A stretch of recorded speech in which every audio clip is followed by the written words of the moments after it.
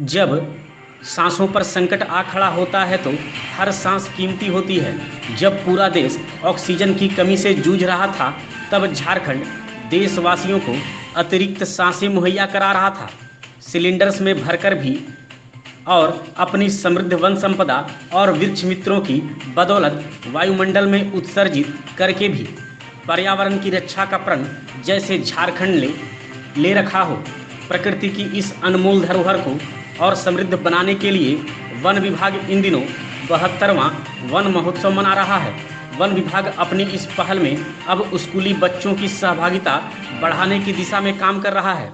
यह नज़ारा है जमशेदपुर के गोलमुरी स्थित केरला समाजम मॉडल स्कूल का।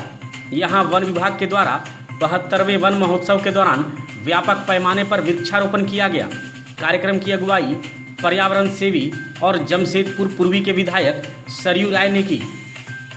वन विभाग की ये पहल इसलिए भी अनोखी है कि आमतौर पर ऐसे कार्यक्रम राजनीतिक गलियारों में किए जाते हैं और महज रस्म अदायगी तक ही सीमित रह जाते हैं।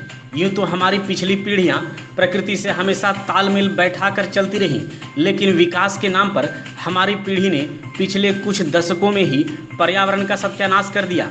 ऐसे में यह जरूरी है कि हमारी अगली पीढ़ियाँ पेड़ों से दोस्ती बढ़ाएं। ग्लोबल वार्मिंग, बढ़ते कार्बन उत्सर्जन और पर्यावरण संकट का एकमात्र निदान वृक्षारोपण ही है। फिलहाल झारखंड वन विभाग इस प्रयास में उत्साह के साथ जुटा है। ऐसा है कि वन महोत्सव पहली बार स्कूल में किया जा रहा है। डिस्पाइट कि अभी बच्चों की छुट्टियां हैं, बच्चे स्कूल में नहीं आ रहे हैं, लेकिन फिर भी वन महोत्सव स्कूलों में मनाया जाएगा।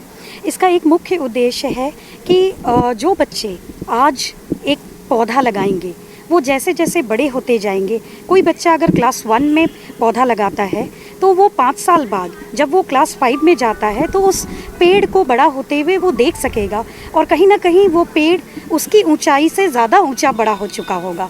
साथ में स्कूल में एक कॉन्सेप्ट गवर्नमेंट का है जिसमें स्कूल नर्सरीज़ हमें डेवलप करनी है।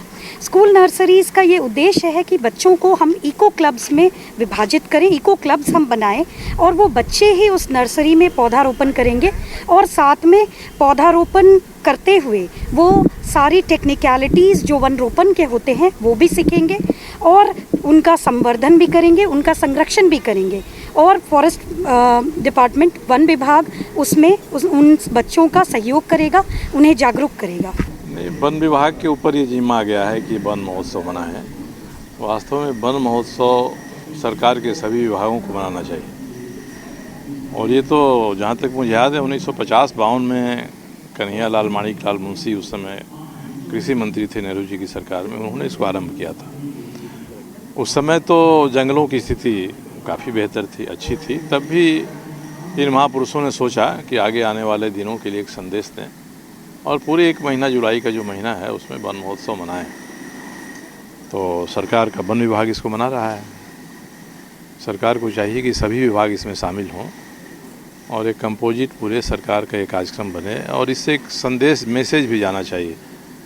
नहीं तो हम कुछ औपचारिकता कर लेंगे, 2-4 पौधे लगा देंगे, अखबारों में आएगा, मगर ये अवसर ऐसा है कि सरकार को चाहिए कि वन महोत्सव के पीछे जो भावना है उस भावना से लोगों को लैस करें, लोग थोड़ा उस अपनी समझदारी विकसित करें, एक तरह का संकल्प करें, शपथ लें कि हम आज के दिन में जब जंगलों पर भारी खतरा हो गया है और विकास की जो धारा है अब उसको वनों के क्षेत्र ही बचे हैं। सभी कार्यों के लिए वन के क्षेत्रों का अपयोजन करते हैं, उनको लेते हैं और कहीं कोई कड़ा नियम है तो धीरे धीरे अब इसको ढीला किया जा रहा है। तो ये पता नहीं हमारी सोच में जो ऊपर बैठे हुए लोग हैं उनकी सोच में ये कैसा परिवर्तन है कि प्राथमिकता हमारी वन या वन्य जीव नहीं है, हमारी दूसरी प्राथमिकताएं हैं। उनके हिसाब से उनको एडजस्ट करना है।